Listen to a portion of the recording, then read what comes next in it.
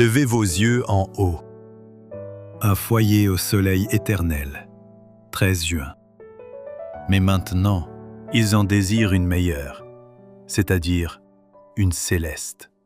C'est pourquoi Dieu n'a pas honte d'être appelé leur Dieu, car il leur a préparé une cité. Hébreux 11, 16. Je crains que nous n'ayons pas persévéré dans un combat agressif contre le monde, la chair et le malin.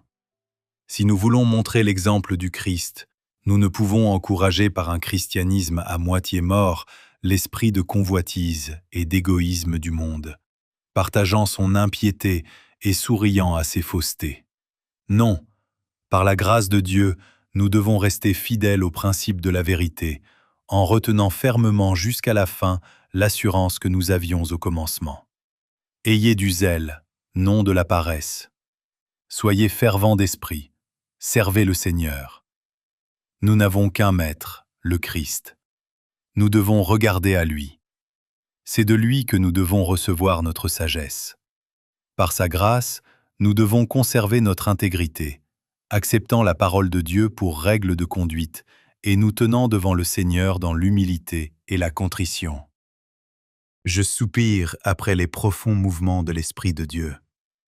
Viendra-t-il jamais dans nos rangs comme il s'est manifesté par le passé?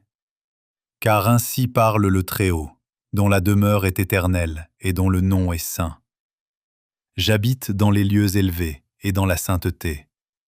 Mais je suis avec l'homme contrit et humilié, afin de ranimer les esprits humiliés, afin de ranimer les cœurs contrits. Ésaïe 57, 15. La parole du Seigneur ne réprime jamais l'activité de l'homme. Elle accroît l'utilité en guidant l'activité dans la bonne direction. Le Seigneur ne laisse pas l'homme sans un but à poursuivre.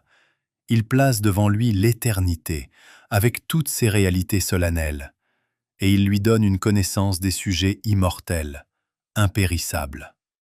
Dieu présente la vérité précieuse, ennoblissante, afin que l'homme puisse avancer sur un sentier sûr, à la poursuite d'un but digne de l'engagement le plus zélé de toutes ses facultés. La puissance de l'homme augmente au fur et à mesure qu'il apprend à connaître le Seigneur.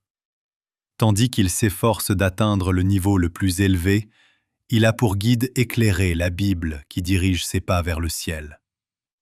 Dans cette parole, il découvre qu'il peut être enfant de Dieu, membre de la famille royale, héritier avec le Christ d'un legs immortel. Le guide lui indique le chemin du pays céleste et des insondables richesses et trésors du ciel. En suivant le Seigneur, il s'assure le bonheur éternel. Jour après jour, la paix de Dieu est sa récompense, et par la foi, il entrevoit un foyer baigné d'un soleil éternel, sans aucun chagrin, sans aucune déception. Dieu dirige ses pas et l'empêche de tomber. Il sanctifie et il accroît toutes ses énergies.